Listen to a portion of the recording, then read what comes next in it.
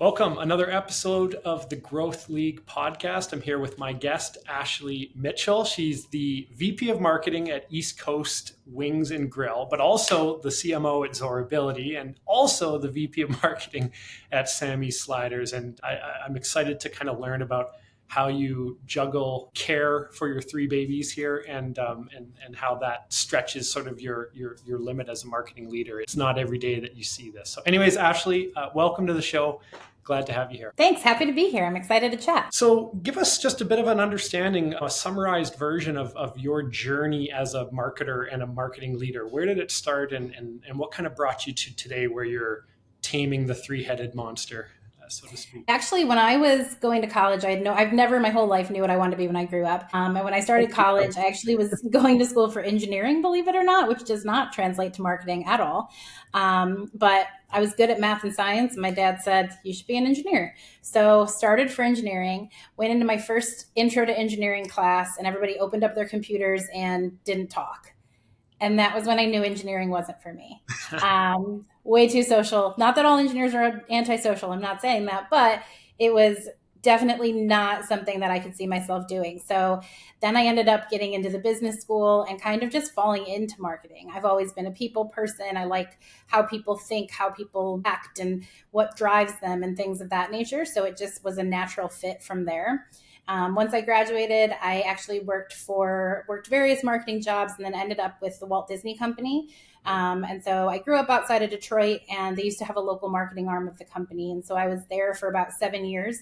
So basically anything that Disney was promoting globally that they wanted to take to a local level would come through myself and my team. So we did about 300 events a year all over Michigan and Northern Ohio, from Disney Pictures to Disney Channel to Disney technology, rolling out new video games, all sorts of things.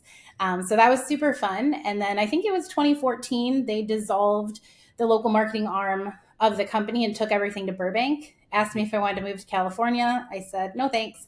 And so in the interim I started, while I was figuring out what I wanted to do, we had a lot of local clients that had contracted Disney to come because they wanted that halo effect of Disney and getting families involved and things like that. And so since I'd worked with them for so long, I ended up doing a lot of consulting for them because they were like, you know what we're looking for, you know what we're trying to do, help us do it without Disney. Like, how do we get that same effect? As close as we can, at least, because obviously without Disney, there's a little bit of a difference. Yeah, there's a little bit. Just a tiny bit. And so that's when I actually fell into franchising, as most people do. So one of the festivals that I had worked with over the years, there was a woman that did PR for them, that she had an opportunity to do some PR for Goldfish Swim School, which is a swim school franchise based just north of Detroit. Yep. When they were very young. She didn't have the capacity to do it on her own, so she brought me in, and then they ended up needing to bring somebody in-house full-time.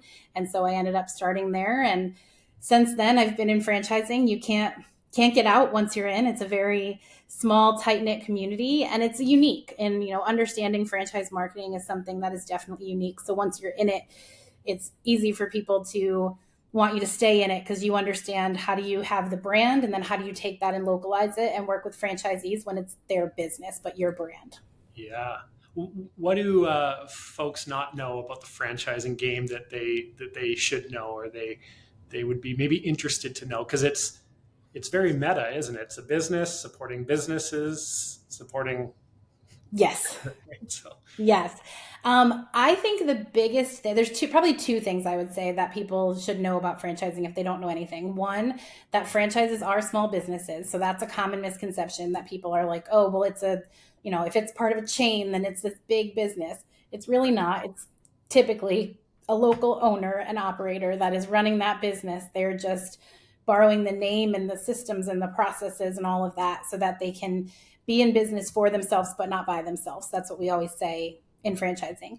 And then from like a professional standpoint, I would say that franchising is the most open and giving community that I've ever been a part of. The amount of information that people are willing to share with you, even competitors, and sharing, what are you doing for this? What are you doing for that? Everybody helps everybody. And it's actually amazing because that has not happened in any other industry that I'm in.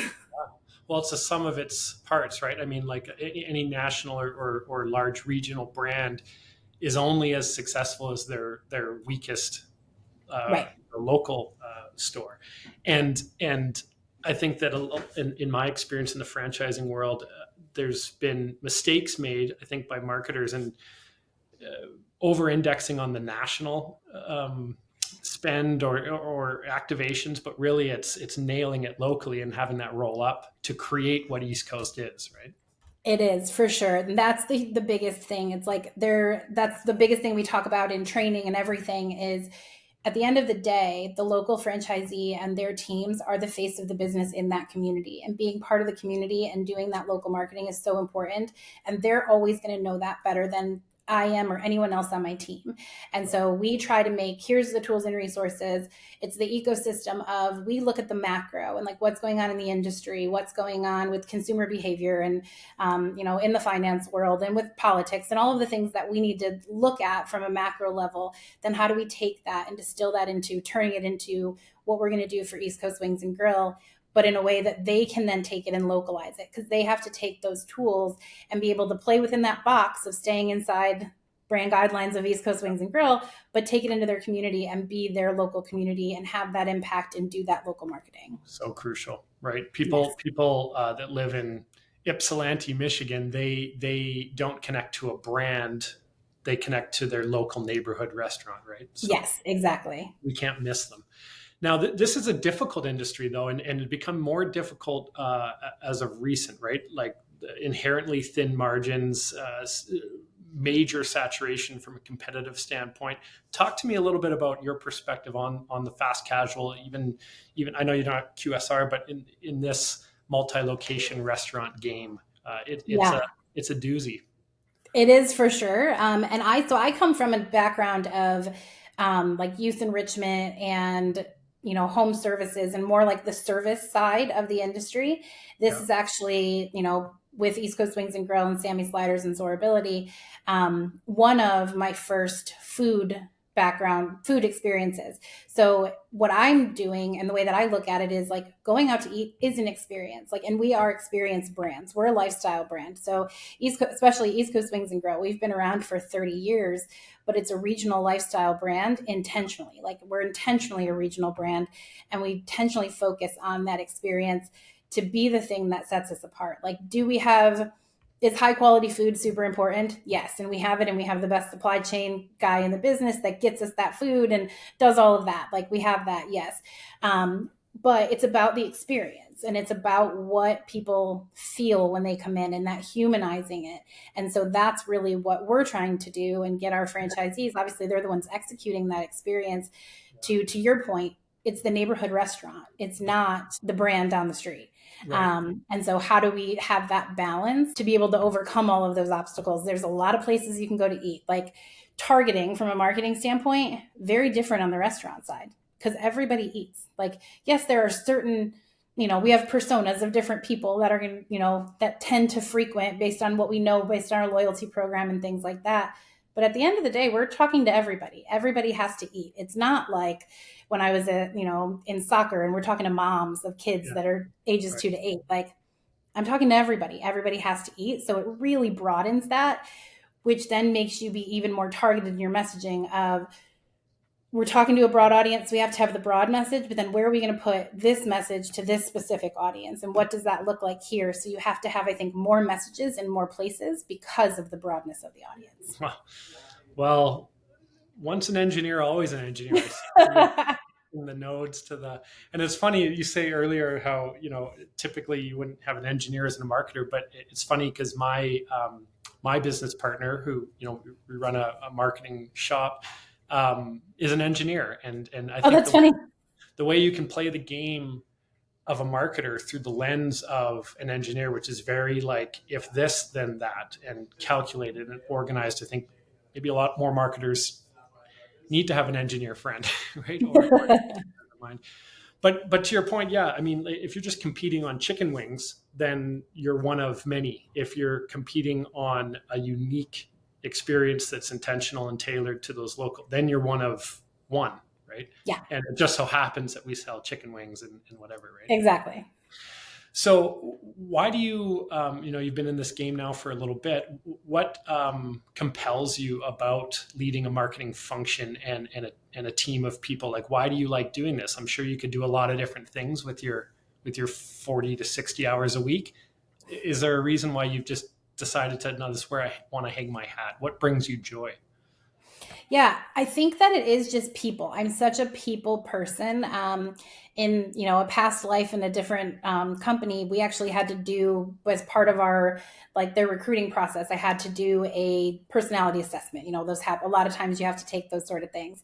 It was the most wild one ever that I've taken. Like, because the guy asked you the most random questions that seem to make no sense, and you have to rank everything of, like, what's most like you and least like you, and sometimes they're all bad things and sometimes they're all good things, and it seemed like it made no sense. And then so I get done, I'm like, this is going to be whatever. Get the results, and I actually read them and I was like, wow, that is me. Sent it to my best friend and he's like, whoa, that's 100% you. And it actually called me an ultra networker. And so it is like people, and how people react and how people behave is like the thing that, if I can make people happy, that makes me happy. And so Yeah. how can I get to the root of that and figure it out? My former boss in that company, when we got that back, he was like, this doesn't surprise me. And also, what's going to happen is we're going to be in a meeting someday, and I'm going to think it went great, and we're going to walk out and you're going to say this person, and this person aren't on board, because you're going to be able to perceive that. Funny enough, about a year later, we're at a company Christmas party. He gets up and he's making a speech, and I'm just watching the room at the restaurant while it's going on. And I text him and I was like, remember when you said that? That table to the right, they're not all in. You got to talk to them. Interesting. Yeah. So and you understand that the success of any business or marketing program is really a function of the people involved. And so I guess maybe your superpower is understanding the unique innate abilities and strengths of people, and fabricating that together into what is ultimately the team and the function. Yes. It's a huge skill. What would you be willing to admit is your Achilles heel as a marketing leader? The thing that that, hey, this is not an area of strength, so I got to rely on others, or Yeah. stay away from it. Funny enough, when we talk about the engineering thing, I would say it is the data. Like, I don't want to interpret the data. I want the data, but I want the story that the data is telling. I don't want a bunch of raw data. Me analyzing that raw data is not to anybody's benefit. And so it's like, have you ever seen that Lego description where it's like a bunch of Legos together and it's like, this is data organized. And at the end, it's like a house. And this is the story. I want the house. Okay. Yes, I need the house, because otherwise I'm just going to get lost in it and I'm not going to get any actual information. So I need people on my team that can be the ones that distill that data, understand it, and tell me what story that it's telling, so that we can make a decision based on the story. And so luckily on our team now, we actually have a unit level economics department that is their whole job. Yeah. And so they look at each location, looking at their profitability, and then anything else data wise, I go to them and I'm like, guys, tell me the story. Here's what happened. Like, here's what we did. Tell me what that meant and what that means that we should do going forward. Yeah, I love that. It's understanding that that's an area of not strength, and then surrounding yourself with those.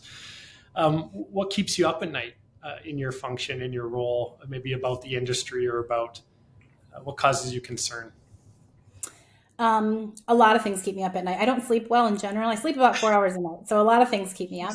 Um, Really, the biggest thing is that, like, understanding that I can only control what I can control.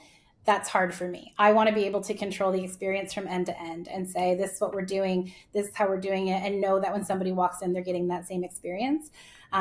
That's not possible in a multi-unit brand, and especially not in franchising. And so those are the things that keep me up at night. Like, is this thing that we promised is going to happen? Is that what's actually happening? How can I give them more tools to make sure that it does actually happen? Did we communicate enough?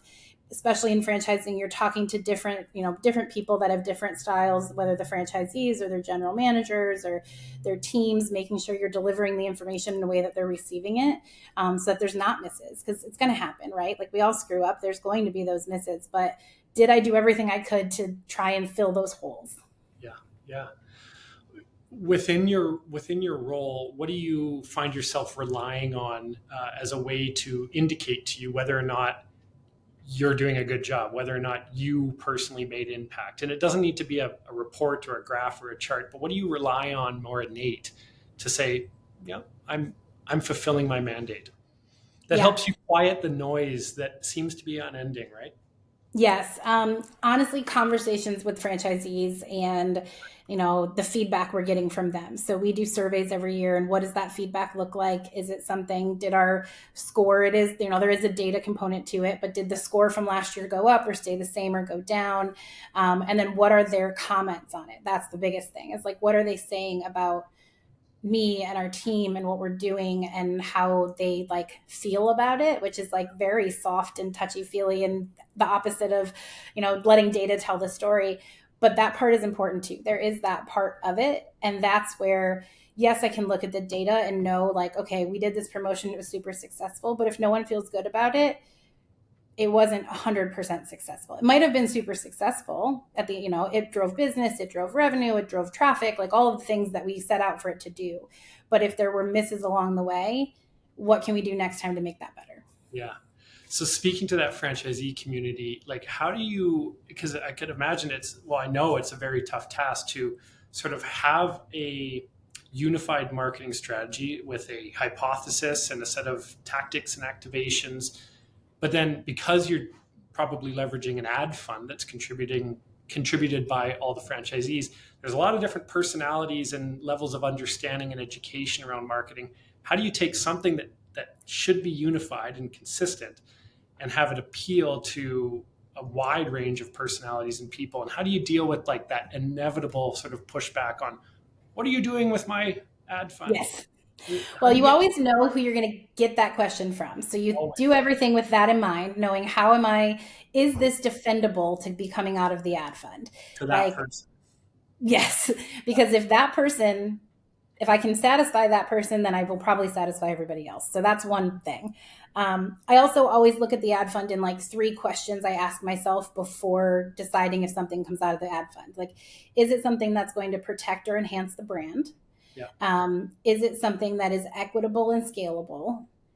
And then is it something that's going to get us efficiencies in the power of the numbers that we have? So something that somebody couldn't do if I had Ashley's Wings and Grill, I couldn't run this digital program, I couldn't do this promotion or things like that. So those are the questions that I like check off in my head before even starting to decide if it's something that we're going to do from the ad fund. Yeah. Because if it answers those questions and checks those boxes, then it pretty much is defendable and probably makes sense to come out of the brand fund. Right. Another thing that we do is we do earmark a portion of money for helping with like local marketing spends and things of that nature. Yeah. The franchisees have to justify it, like to ask for it, like, and come and say, this is what I want to do. This is how much it costs. Plead their case of like why this is good for the brand or me or the region or whatever the case may be. And Yeah. maybe it's something that they can't afford to do on their own because it's a bigger initiative. So, for example, we have a location in Lynchburg that is doing a partnership with a minor league baseball team in the area. And so it's a bigger spend because it's a season long thing and all of that. But we talked to them and we came up with some really cool things that they can do that, an on field game that's happening. And then they're giving out coupons and they're doing this. And so the overall totality of what that spend is and the brand awareness that that's going to generate, and then that can also trickle into other locations, it made sense for it to be something that we helped them do so that they could do it. Ah, how have you found success in sort of facilitating a healthy dialogue amongst your constituents, your stakeholders, your franchisees, so that it's not just a one direction sort of I'm going to say you're going to do, because ultimately people support what they help create, right? And you mentioned before that you love that there's a sharing component to this community, but that's intentional. And how do you facilitate that? To me, it's all about building that personal relationship first so that they don't just look at me or our team as the brand police. That's the last thing I want.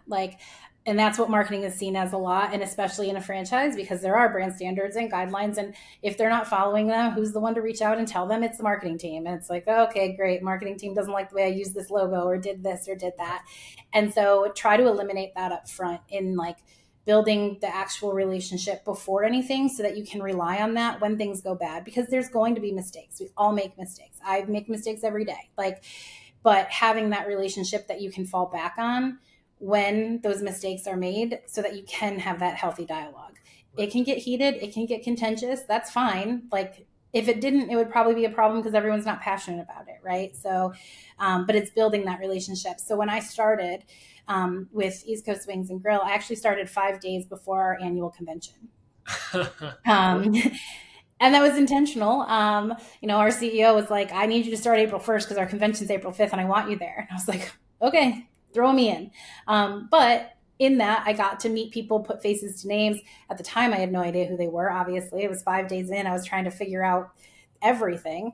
But it helped that I could have established conversations, just get to know them on a personal level Yeah. before jumping into all of the business side stuff so that we have that relationship. Okay. Well, that's not too daunting. It's not as bad as being the supply chain spokesperson at a national conference. That's Yeah. probably the I worst. did have to give a presentation though. Okay. And I was But five you days didn't in. have I to was talk about why are tomatoes late or right, right. I just had to talk about like consumers in general. So it was fine. Uh, is there an area of your marketing mix today that, for one reason or another, has just been so heavily contributing positively to whatever your main metric is, like same store sales or retention or loyalty, that if you had all the money in the world, you would just triple, quadruple down on that area? Is there something that's just humming for you guys right now to create? Um, I wish I could say yes, but honestly, no. But I'm kind of glad I can say no because I do tell everybody all the time there's no silver bullet. So, like, it's Yeah, just that's so dependent on the market. Like, some markets are super heavily involved in their community and events and spirit nights to do, charitable give backs, and that drives a ton of their revenue. Whereas others have not done a ton of that and, but have a really good loyalty program. So, we're able to market to those rewards guests right. on their behalf. So, it really just depends on the market and Yeah, what's going on. We did launch a new digital campaign this year, and we're seeing some good results from that. We're piloting a video menu right now, which is super cool. That's hopefully going to increase tickets over, the video overall ticket. menu. I've in all my time in this Yeah. industry, I haven't heard of what do you mean? So we're working with a team actually out of the UK. There's nobody in the US that's using it yet. So they came over and filmed every single menu item. So they filmed it being made we had two camera people on site, filmed things being made in the kitchen, obviously the things that we're allowed to show and that are not proprietary, and Yeah, then filmed it on the table like by itself and then interaction with it. So somebody dipping a chip into ranch or pulling apart a mozzarella stick, all of those sorts of things, recorded every item. And now they live on a video menu that you can scan a QR code in the locations that we're piloting it in, and see the items. And so you can see what you're getting, what it looks like, how people interact with it to see, great all of idea. that. And the intent is that, then people see more things and they want to try more things. So, Yeah. and it Well, also has an AI component mixed with it too, where you okay. can talk to it and ask it questions.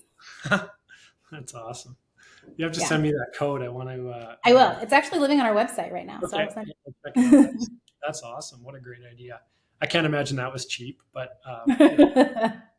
what about on the flip side? Like, is there one area, and it could range from like top of funnel awareness to loyalty to first party acquisition for whatever. Is there an area where if you could just wave a magic wand, you and your team would all wave it unanimously and say, "This is an area we just want to fix," for lack of a better term? Yeah. I don't know if that fix is the right word, but enhance and make way better. I would say our loyalty program. Our loyalty program is great. It works. We can see that loyalty guests spend more and they visit more and all of that. But I know there are ways that we can add more personalization and things like that, that I don't think that we've even scratched the surface of what things are possible when it comes to our loyalty program. And so that's a big focus for us this year, is like, how can we enhance that and make it more personal?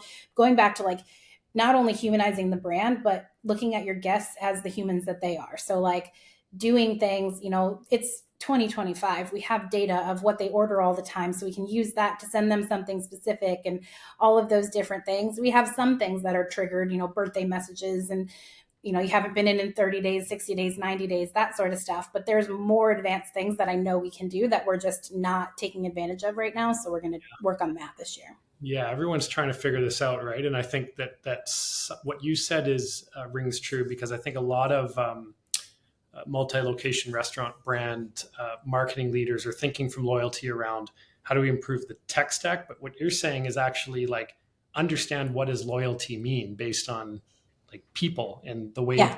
humans kind of work, and then you can fit the tech stack to that. Right. But Right. Like I'm everybody's all about you fit the tech stack to what you need, not just layer yeah. tech to layer tech and then figure out what you can do. Like figure out what you want to do and then how do you put the right plugs in place to do that. But there's some slick salespeople out there from different Oh, and they can make it certainly feel silver bullet y, oh right? yes, yes. You know, They know what you need before you even talk to them. They of send you an course they email that do. says I can fix your problem, and I'm like, you don't know what my problem is. How can you fix it? You haven't asked me a question. Okay, that's good. So we talked a lot about the function and the mandate that you're responsible for, but a big part of that is also managing and leading a team of people, a lean team of people. So tell me a little bit about like how do you show up? How do you play the game as a leader of people? What could I expect if I was a new marketing coordinator that joined the team? Yeah, a big thing that I try and do, and this is something that I learned, I went through a ton of leadership training and such at Disney, is figuring out what people's currency is so that you can treat them as they want. So some people, their currency is money. They want to make more money, they want bonuses, all of that kind of stuff. Other people, that's not what drives them. They want flexibility. They want to be able to go drop their kid off at school every day and pick them up every day. And those things happen during the workday, or they want more vacation time because they want to travel. And so figuring out what's important to them, like do they need to be told they're doing a good job or do they actually want to be told the negative things because they want to improve? Like, so getting to know that individual and figure out what their currency is specifically so you can give that to them. I've found like that's how you get the most loyal team is giving them what they want. Like in the ways that you can, obviously. Like you can't just say give me the world and I'll give you the world. Right, right, exactly. But I think that's important. And then also just building that culture within the team where the team has each other's back and works together and isn't working in silos. And so, I work remotely and most of my team does as well, but the rest of the East Coast Wings and Grill team is actually in office every day. And so building that intentionality of how do we have a team culture when we're not in the office, but we also have to have that culture with the people that are in the office. So making sure that we're having those touch points and meetings and things like that. And there is value to in person. So actually next week, my whole team's going to Winston-Salem and doing a 1-day offsite and also planning and including them in the planning. So part of our offsite meeting is going to be what do we want this team to look like in 3 years? What do we want it to look like? Not me. It's not my decision. Right. It's the team's decision. So what do we want it to look like in 3 years? Okay, so then what do we need to do in the next year to get toward that goal? And then what things we need to do in the next quarter to hit that year mark of what we want to do. And we're going to do that together collaboratively because again, it's not my decision. It's how the team wants to do Yeah, you are an engineer for sure. it. It's funny. I want to go down a rabbit hole here, totally unrelated. But when you said Winston and Salem, it kind of brought me back quickly. So you're Detroit area. I went to school at Western Michigan University in Kalamazoo, Michigan. Uh-huh. But I was there to play football, and two of our plays. One was called Winston, and one was called Salem. So it's like you brought back some trauma actually. Because Everything all at once. I was, Also, I don't know how I could not have gone to Western because every time I went to Western, it was just a big party. I don't think I would have graduated college. I went to college downtown. I saw a ranking, and Arizona State was still, I think, up number one, but I think right below it was Western. But Yes, I never saw any of that because you're playing sports like it's you can't really go out right.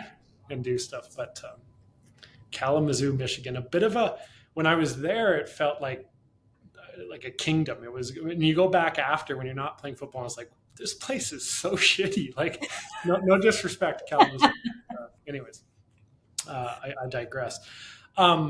Talk to me about your relationship with the word and your use of the concept of accountability. Like accountability in terms of what does it mean within your team? What have you created its meaning to be, and how do you leverage that term and that sword? What does accountability look like on your team? Yeah, to me, accountability actually empowers people. And so that is how I always try to look at it. It's if you are accountable, we have, we have an accountability chart of this is where the buck stops on this thing. It's ultimately this one person's role. Yeah, Everybody has to be accountable. Everything has to have one person that's accountable for it. Because if it's multiple people, then no one is. it's like I think volleyball. that's Got it. exactly. Cool. And I think a lot of people fall into that. We're like, everyone's accountable for this Yeah, metric. Well, everyone can't be accountable for that metric because then no one's really accountable. And so making sure that every responsibility has someone that's accountable, and then them knowing who to go to get help. They're obviously not working in a silo, but it then lets them really own that function and what is that thing. And I'm all about empowering my team. Like I am the furthest thing from a micromanager. I tell people like one of my favorite interview questions, not my favorite. My favorite interview question is what about you will drive me crazy. But one of my other ones, one more on the work side, is if we have problem A and I need to get to solution Z, I'm not going to fill in the alphabet. You have to fill in the alphabet. You come to me when you hit roadblocks and I can help, but I can't fill it in for you. So if you're not comfortable with that, then you're probably not somebody that's going to work great on my team, because I want people that are going out there and empowered to find the solution. Like you don't have to come to me for everything. Like you're smart. You can figure it out. You don't have to come to me, and you're actually going to like the solution better if it's something that you help develop great. instead of me just telling you to do it. Totally. And that goes into that currency or that love language concept you're talking about, where it's like Yeah. empowerment means clarity, means when you come to work, you know exactly what the work you do today, what that translates into, and to be able to see that. Whereas if you only are responsible for some of it, you can't really put your thumbprint on anything. And then we have a Right. lack of fulfillment in our work. Right? Right. So that's a tough one to balance, but it seems like you're doing it well. How do you keep yourself sharp in this great game of marketing leadership? I think you mentioned to me before you're part of a CMO sort of forum group. Like, how do you on one hand recognize your weak areas, but on the more important hand, what do you do to sharpen that sword to keep being able to show up as a better version of yourself? Yeah. So first and foremost, hire people that are smarter than you. Right. Um, I love like there's people on my team. We have a relatively new team that we've just added to in the last month or so, and it is awesome. Like I went and visited a franchisee's location in Virginia last week, and the girl that's now our local store marketing manager, she's only been with us for like 3 weeks, and she led the conversation and led the meeting, and I just got to be the color commentary, and I was like, this is amazing because she knows what she's doing and she's super smart. So hire smarter people than you so that you can learn from them. Um, Second, yes, I'm in a CMO mastermind group that is all people that work in franchise marketing, and so we get together twice a year in person. And one thing that we do that sounds like it wouldn't work, but it's actually amazing, is everybody brings one thing, a challenge that you're facing right now, and you explain to everybody what it is. So give them the backstory, what you've done, what you'd like the outcome to be, what you want from them. Like, because maybe you just want them to validate what you're already thinking. Maybe you want them to challenge you. What is it you want? You talk through your issue, and then you go around the table and everybody asks you one question, and so you have to answer that one question. Then you go around and you do one more round of them asking you one question. After that, then they all go around the table and tell you what they would do if they were you and give you a solution. And so at the end, you get all of their solutions. And then you say, okay, based on all your feedback, this is what I'm going to do. And then back to accountability, we hold each other accountable for doing what we say we're going to do That's so that you actually solve a problem when you're there. That's such a great way that you and the team have sort of engineered the way or the path to which you would be then giving advice, because so many people are like to the point we made about the salesperson, like they're going to give you advice without asking a question, but we can hear that advice so much more when there's two rounds of questions, right? Yeah. And then we also have like a Slack channel, and I can take zero credit for the setup. It's definitely not me. But we have a Slack channel that we can ask questions into. So like, that's great for like quick things. Everybody has some random thing that comes up. And so you'll just see somebody drop something in there. How do you guys handle your annual conference? Like, does anyone ever had a convention here? Or is anyone seeing all of this stuff with, the new things where with indexing on Instagram and all of that? what's everybody doing about this? So we can just jump in and have like quick brainstorms too on things that are happening so that you can stay up on what's going on in the industry and in the world when you sometimes can get very buried into your own world of what's going on. So it helps give a better perspective. Totally. And that's one of the reasons for this show too, is to make people, I guess, to remind marketing leaders that there's a lot of different ways to play this great game, and a lot of people are struggling with the same things you're struggling with, or curious about the same things you're curious about. It's through forum and a willingness to engage in forum, because we all think that there's a lot of people out there that just want to do it their way, and but sharing. And I think that Yep. that's become clear as part of your mantra. So leave us with this, Ashley. Like, if you could kind of envision uh, Ashley Mitchell, the marketing leader in 2030, what do you hope for yourself in terms of how you're going to evolve as a leader of both people and a function and the Yeah. function? I mean, I think in general, just that I continue to learn and grow. There are so many things that I don't know. I'm not, somebody that thinks that I know everything by any means. Like, and so what things can I continue to learn and absorb to just get better, to make it better for our community, to be able to share those across all of the different brands. So like something that I'm learning through something we do at East Coast Wings and Grill, does that translate to Sammy Sliders? Maybe, maybe not. They're different concepts. One is casual dine, one is more on the fast casual side, but just, what things can I use across different brands and across the team? How can the team be cross functional and cross branded? All of that kind of stuff. There's a lot of things to figure out still. I would love to, say that the way that I see it 2030 is just like I push a button and everything happens and it's easy, but I know that's not going to happen, especially with the way marketing changes every single day. So just, continuing to learn and grow and add to the team of smart people to make me look smarter. Yeah. Well, I love your energy. I love your style. I love the approach that you play this game with. I think it's a great example for a lot that are trying to meander their way to their version of it. And so, for that and for your time, I really appreciate it. Of course. It was great talking to you. This was fun. Everyone, my guest, Ashley Mitchell. Thank you so much. Thanks.